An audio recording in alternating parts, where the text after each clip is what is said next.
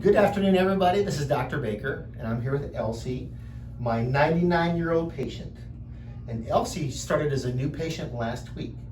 She'd been to a physical therapist unsuccessfully, and then you consulted us to get chiropractic care. And as a result of that, I've seen you 3 times, Elsie. You're 99 years old. How is your lower back pain and sciatic pain doing? Good. Okay. How much different is it when you first started coming? What? I couldn't hardly walk, for it hurting. Okay. On a scale of 1 to 10, when you first came in, Elsie, how bad was it? Oh, it was probably 8. Okay.